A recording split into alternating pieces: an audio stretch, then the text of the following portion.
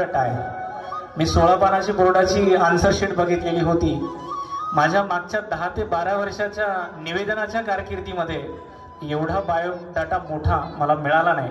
आज मी जवळपास 1.5 तास त्या बायोडाटाची समरी काढून आणि आज संक्षिप्त स्वरूपामध्ये त्या व्यक्तिमत्वाची परिचय पत्रिका या ठिकाणी तयार केलेली आहे. जिंदगी की कहानी तुमसे ही चलती है, हर रिश्ते में तुमसे ही जुड़ती है.